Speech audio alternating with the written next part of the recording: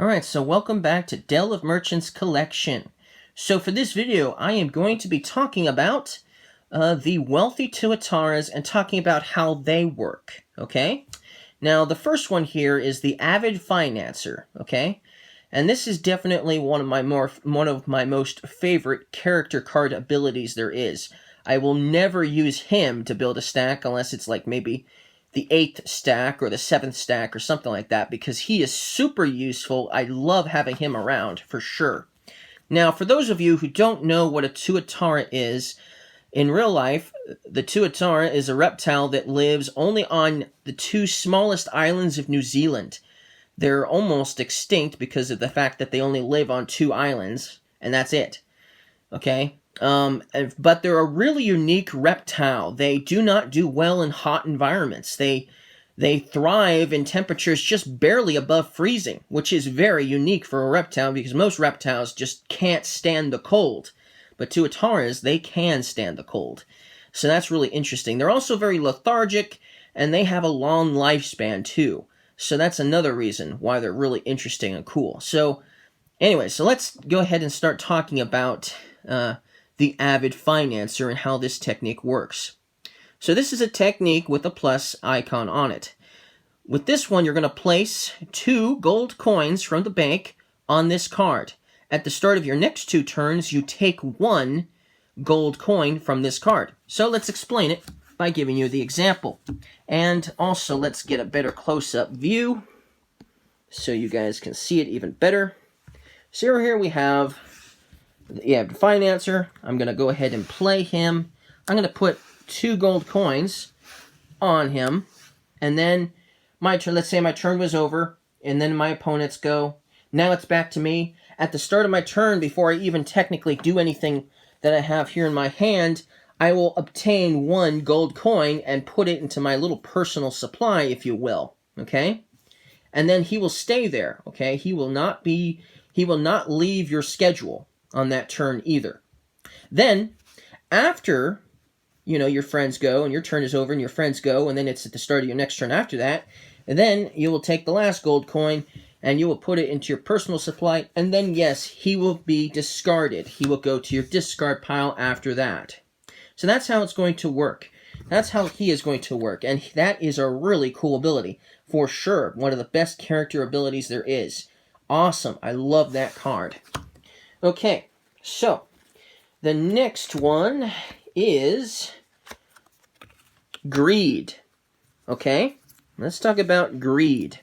So let's just say I still have the 2 coins from my personal inventory that I got from my Avid Financer.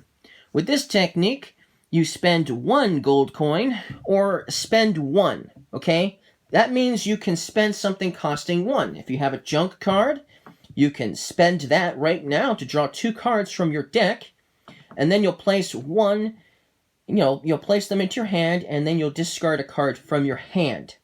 So that's really interesting. You can use your gold coin to do it, or you can just simply use a card you have in your hand, like a junk card, for instance, and spend that to draw 2 cards. So it's really your choice. But then you'll draw the 2 cards, add them to your hand, and then, obviously, you'll discard a card from your hand. So that's really a cool card. I really like this card a lot too. Greed is a really good one. But yes, you can use one of these, or if you don't have any coins on you, you can just simply use a card you have in your hand to spend for this action card, Greed. So that's how Greed is going to work.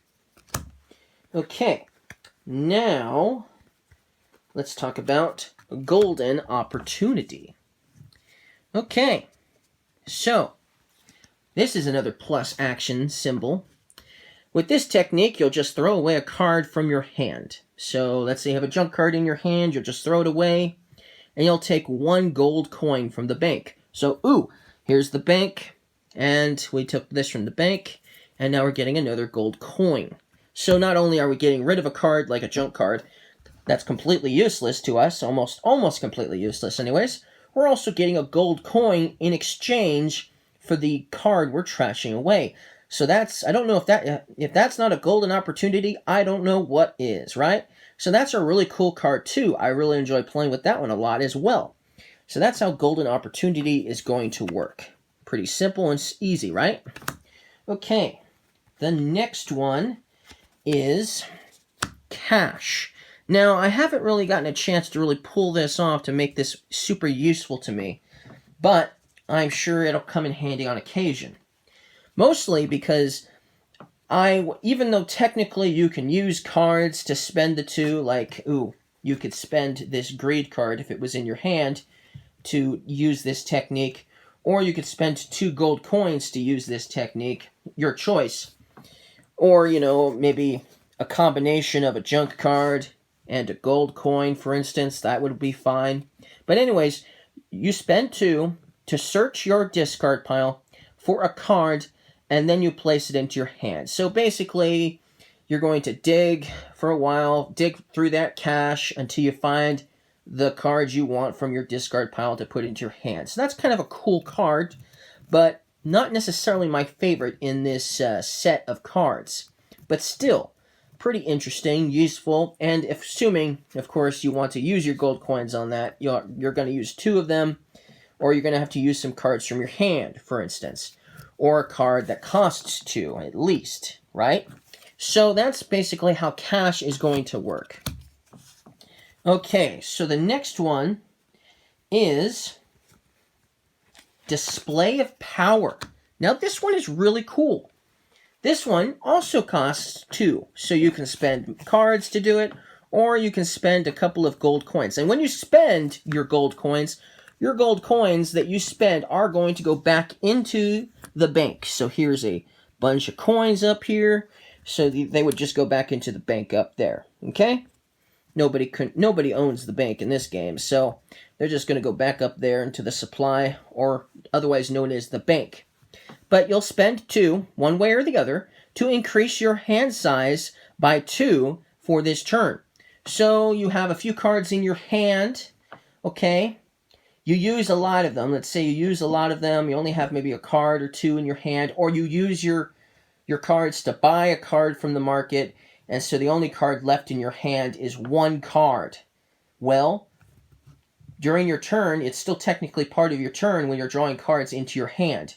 And so instead of drawing up to 5 cards, you're going to be drawing up to 7 cards. So if you only have 1 card in your hand, you're going to draw 6 cards. That's awesome. And then the next turn, you'll have 7 cards in your hand to play with. So Display of Power is definitely awesome, for sure. I like that one a lot. Okay. Now this one took me a little bit more longer to understand. So let's talk about this one next. This one is Safe Profits. This technique is you'll spend a certain amount. X means a certain amount. You'll spend a certain amount, either 1 through 8, okay? And then to take that divided by 2. So let's say you spent 8, meaning you spent 8 cards in cards. You had 8 up to cards, right? So let's see here. Let's say I had 2 4s in my hand that I was going to use. So let's grab the 2 4s to explain this. So here's the 2 4s. I'm spending the 2 4s. So that means they're going to my discard pile because I'm spending them on this card. Now, what is obviously 8 divided by 2 or 2 divided by 8? Well, that would be a 4. So you're going to get 4 coins from the bank. Okay? And then whatever you get is going to be rounded up. So if it's not, if it's like, I don't know, 7.50 or something like that, so it'll be an 8. So that's cool. But regardless, you're going to get 4 coins by basically paying 8 in card money. So it's still interesting, though, because maybe perhaps you'll want to get some extra coins to spend for later. Maybe there's nothing you want to buy right now.